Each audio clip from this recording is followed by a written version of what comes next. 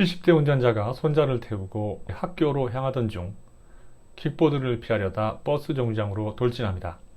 안타깝게도 그 자리에 있던 여중생 한 명이 차에 치여서 사망합니다.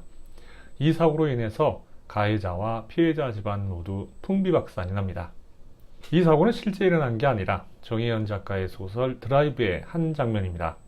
상상 속 사건이지만 뉴스의 한 장면을 보는 것 같은 느낌이 드는 이유는 최근 고령운전자 교통사고가 많이 늘어났기 때문입니다. 소설 드라이브가 고령운전자 교통사고를 어떻게 소재로 활용하고 있는지, 이 소재가 우리 사회에 어떤 의미가 있는지 리뷰를 통해서 짚어보도록 하겠습니다. 일본 추리소설의 하위 장르 중 사회파 추리소설이 있습니다. 본격 추리소설이 탐정의 초인적인 사건 해결 능력과 반전에 집착하는 것과 달리 사회파 추리소설은 현실에서 중요한 이슈가 되는 사건이나 제도들, 이를테면 사형제도나 학폭과 같은 사건들을 소재로 합니다. 범죄 트릭을 파악하는 과정에서 논리적 쾌감을 선사하는 본격 추리소설과 달리 사회파 추리소설들은 범죄의 발생 이유와 주변 상황, 사회적인 관점에서의 해결 방안을 독자가 생각하고 고민하게 함으로써 공감을 이끌어내죠. 최근 뉴스를 본 이들이라면 느꼈겠지만 국내 고령 운전자가 일으키는 교통사고는 몇 년 사이 빈도수가 크게 증가했을 뿐만 아니라 피해 규모도 커서 사회적으로도 사고의 원인과 대책을 마련해야 할 시기라고 보여집니다. 7월 2일에 사람들이 식사 중이던 영동고속도로 대관령 휴게소 실내로 대형 SUV가 갑자기 밀고 들어오는 바람에 식사 중이던 10여 명이 중경사고를 입는 사고가 있었습니다. 82세의 여성 운전자는 경찰 조사에서 페달을 헷갈려 가속 페달을 밟았다고 진술했습니다. 그런데 이와 비슷한 사고는 끊이지 않고 있는데요. 2025년 5월 16일에는 서울 양양고속도로 가평휴게소에서 60대 남성이 몰던 승용차가 주차장에 서 있는 차량들과 보행자를 들이받고 중상을 입혔습니다. 2023년 10월 1일에는 중부고속도로 오창휴게소 내에서 70대 운전자가 몰던 SUV가 휴게소를 걷고 있던 부부를 들이받아서 아내는 숨지고 남편은 중상을 입었습니다. 주목할 것은 세 사건의 운전자 모두 60대 이상의 고령 운전자이며 사고의 양상이 비슷하다는 겁니다. 가평휴게소와 오창휴게소 사건 운전자들은 모두 급발진을 주장했지만 오창휴게소 사건의 경우 경찰이 다른 차량 블랙박스를 검토한 결과 사고 차량 브레이크 등이 사고 후에 들어왔다는 사실을 밝혀냈습니다. 사고 운전자가 엑셀을 브레이크로 오인하고 밟은 후에 책임을 피하기 위해서 거짓말을 했다고 볼 수 있는 이유죠. 급가속 교통사고를 낸 고령 운전자들이 마치 정가의 보도처럼 급발진을 주장하며 책임을 회피하려 하지만 실제로는 페달 오인으로 인한 사고일 가능성이 매우 큽니다. 급발진이 맞다고 공감하는 이들이 내세우는 근거는 초보 운전자도 아닌 사람이 차가 달려가는데 엑셀을 밟고 있다는 게 말이 되지 않는다는 것이었습니다. 사실 어떤 영상을 보기 전엔 저도 똑같은 생각을 했었죠. 그런데 이 주장의 근거가 박살나는 사건이 있었습니다. 2023년 11월 서울에서 60대 운전자가 주행하는 전기차 택시가 담벼락을 들이받는 사건이 발생했는데요. 이때 운전자도 차량 급발진을 주장했습니다. 하지만 경찰이 이 차량에 장착되어 있는 페달 블랙박스를 분석한 결과 운전자는 충돌할 때까지 단 한 번도 브레이크를 밟지 않고 엑셀만 밟은 것으로 드러났습니다. 운전을 업으로 삼는 택시 운전사도 페달 오인을 할 수 있다는 확실한 근거가 처음으로 제시되었으니 운전이 서툴거나 인지 능력이 떨어지는 고령 운전자들은 그럴 가능성이 더 높다고 추측할 수 있습니다. 소설 드라이브는 피해자인 민현희의 엄마인 김혜정과 사고 운전자인 노균탁의 시점을 교차하며 이야기가 진행됩니다. 사고는 피해자와 가해자 모두에게 끔찍한 정신적 충격과 후폭풍을 유발합니다. 작가는 교통사고 그 자체에만 집중하지 않는데요. 운전을 하고 싶지 않았지만 운전을 할 수밖에 없었던 가해자의 환경과 사고를 유발한 사회구조적 원인도 지적하면서 고령 운전자 교통사고가 개인의 노력만으로는 극복하기 어렵다는 사실을 이야기합니다. 노균탁은 평소처럼 손자를 차에 태워서 학교에 데려다 주던 중이었습니다. 그런데 갑자기 끼어든 킥보드를 피하려다가 길을 벗어나 버스 정류장을 들이받습니다. 그곳에서 버스를 기다리던 여중생 연희는 난데없이 돌진한 노균탁의 차에 치여 그 자리에서 숨을 거둡니다. 민연이의 엄마 김혜정은 사고 소식을 듣고 하늘이 무너지는 충격을 받습니다. 그녀의 삶은 그 순간부터 완전히 무너지죠. 가해자를 향한 분노와 딸을 잃은 슬픔도 컸지만 그보다 더 그녀를 분노시킨 건 사고가 단지 실수에 의한 것이라고 말하면서 합의금으로 사건을 무마하려는 노균탁 딸의 태도였습니다. 본인 아들이 똑같은 사고로 죽으면 그렇게 당당하게 이야기하는 가해자에게 공감할 수 있을까요? 타인의 아픔을 못 본 채 하며 파렴치하게 행동하는 이들은 이 사회에서 살 자격이 없다고 생각합니다. 민연이의 장례식장에 노균탁 본인과 사위, 딸이 찾아와서 용서해달라고 허리를 굽힙니다. 하지만 무슨 말을 안들 유가족들의 한과 분노가 풀리겠습니까?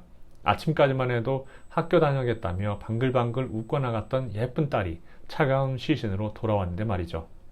딸을 살려내라는 김혜정의 분노에 가득한 외침에 노균탁 가족은 할 수 없이 물러납니다.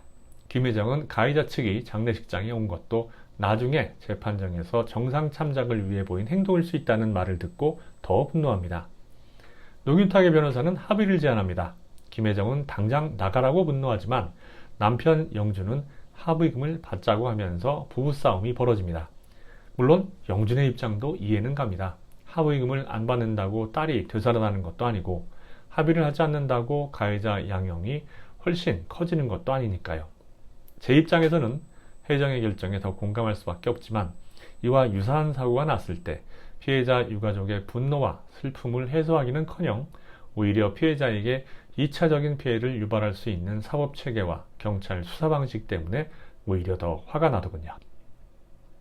혜정은 사고 후유증으로 나이든 민원인들에게 함부로 하는 등 직장에서도 일을 제대로 하지 못합니다. 남편과 아들과의 관계도 악화됩니다. 솟구치는 분노와 증오는 결국 혜정으로 하여금 해서는 안 될 행위를 하게 만듭니다. 사적 제재를 선택한 혜정의 행위는 분명히 잘못된 것이지만 내가 만약 같은 입장이었다면 비슷한 선택을 했을 수도 있겠다는 생각이 들더군요. 사고 처리 과정에서 가장 마음에 들지 않았던 부분은 가해자 측이 지불해야 하는 합의금 액수와 피해자 유족이 가해자의 엄벌을 요구하고 있는데도 선고되는 양형이 죄의 대가에 비해 너무나 형편없다는 것이었습니다. 변호사가 제시한 합의금은 고작 5천만 원입니다.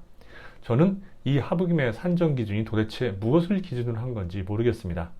중학생인 연희가 몇 년 후에 교육을 마치고 취업하면 받을 수 있는 최소 연봉이 3천만 원입니다. 30년 동안 경제활동을 해야 할 사람의 목숨값으로 2년치도 안 되는 돈을 합의금으로 주는 게 도대체 말이 되는 겁니까? 중과실 사고가 아닌 이상 사람을 죽여도 가해자에게 내릴 수 있는 양형이 초범이라고 징역 1년이 최대라는 점도 문제입니다. 사람을 죽이고도 징역 1년, 그마저도 집행유예나 가석방을 받을 가능성이 있으니 어쩌면 교통사고야말로 내가 죽이고 싶은 원수를 없앨 수 있는 가장 좋은 방법이라는 생각마저 듭니다.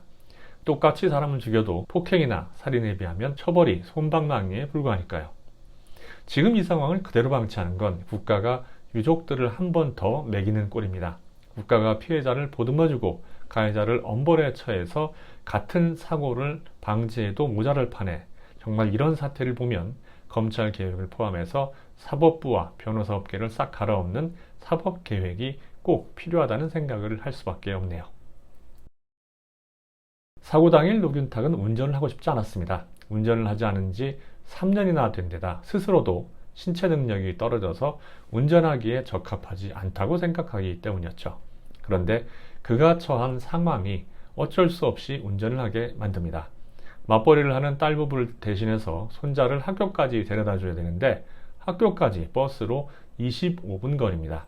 달라진 버스 정류장 환경으로 인해서 정류장을 찾고 또 버스에서 내리는 것조차 쉽지 않은 데다 파업이라도 하면 지각하기 일쑤였습니다. 결국 노균탁의 딸은 아버지에게 운전을 권합니다. 사고 당일 직접적인 사고 유발자는 노균탁이 아니라 갑자기 끼어든 킥보드였습니다. 차라리 그대로 킥보드를 치었으면 오히려 문제가 없었을 텐데 피한다고 핸들을 꺾으면서 브레이크 대신 엑셀을 밟는 바람에 연이를 친 것이었습니다. 노균탁의 딸은 경찰에 오면 무조건 브레이크를 밟았는데 차가 튀어나갔다고 말하라고 하지만 블랙박스 검사 결과 브레이크 등이 들어오지 않았다는 사실이 밝혀집니다. 현실에서는 대부분 고령 운전자 가해자 측이 아마도 이렇게 말을 하지 않을까 추측이 되네요. 2024년 기준 65세 이상 고령 운전자가 낸 교통사고 비율은 전체 교통사고의 21.6%입니다. 2020년 14.8%보다 무려 7%나 상승했습니다. 운전면허 소지자 중 65세 이상 비율은 2015년 7.6%에서 2024년 14.9%로 2배나 증가했습니다. 그런데 2018년부터 2023년까지 면허를 자진 반납한 65세 이상 운전자는 2.7%에 불과합니다. 문제는 2019년 368만 명이던 65세 이상 운전면허 소지자 수가 2023년에는 약 500만 명, 2040년에는 1300만 명 이상으로 증가할 것이라는 겁니다. 당연히 고령 운전자들의 교통사고도 훨씬 많이 일어날 겁니다. 소잃고 외양간 고치기 전에 현실적인 대책을 마련해야 하는 이유입니다. 고령 운전자 교통사고는 음주운전, 졸음운전만큼이나 무섭습니다. 브레이크 대신 엑셀을 밟기 때문에 사고 피해가 크고 사망자 수도 많기 때문입니다. 2024년 12월 양천구 목동 전통시장에서 사망자 1명과 부상자 12명을 낸 74세 운전자는 치매 진단을 받은 후에도 약을 먹지 않았습니다. 사고를 낸 후에 차에서 내리면서도 자신이 무슨 일을 저질렀는지, 거기는 왜 갔는지 모르는 모습을 보며 정말 충격이었습니다. 이 사고 영상을 보면서 해당 운전자가 굉장히 이기적이라는 생각을 했습니다. 치매가 있는 사람이 사고 가능성을 알면서도 운전을 했다는 의미니까요. 사고 후에는 치매로 인한 심신미약을 이유로 대지 않았을까 추측이 되는데 그저 죽은 사람만 억울할 뿐입니다. 대책이 마련되기 전까지는 불편하더라도 반응 속도, 인지 능력이 운전에 부적합하다고 생각되면 운전을 하지 않는 게 자기를 위해서나 다른 사람을 위해서나 최고의 선택입니다. 정부도 이러한 의식이 정착하도록 제도적 장치를 마련해야 하고, 한편으로는 이들이 굳이 운전을 하지 않아도 되는 보안 장치를 마련해야 되겠죠. 대한민국 고령화는 피할 수 있는 문제가 아니니까요. 드라이브는 국내 고령 운전자의 교통사고 증가 추세와 문제점을 소재로 발빠르게 움직였지만 사회파 추리 소설이라고 하기엔 미흡한 점이 많습니다. 가장 큰 이유로 구성이 너무 평범합니다. 일본 사회파 소설들이 사회적 문제를 지적하면서도 흥미로운 미스터리 요소를 넣어서 재미도 놓치지 않는 데 비해 이 소설은 가해자의 갈등과 자책 모습만 과장하면서 막을 내리기 때문입니다. 문제 해결 방식도 가해자의 책임과 개인적인 면만 조명하는데 그치고 말았습니다. 대형 서점에서 미스터리 소설 분야에 속하지 못하고 한국 소설 일반으로 분류가 된 이유가 아마도 이러한 단점 때문이 아닌가 싶습니다. 작가가 미스터리 스릴러로 유명세를 얻었는데 그녀의 이름만 보고 책을 구매한다면 실망할 가능성이 높아 보입니다. 고령 운전자 문제를 지적한 의미는 있지만 소설로서의 재미는 별로 없다는 게 주관적인 제 느낌입니다. 드라이브의 평점은 5.3점입니다.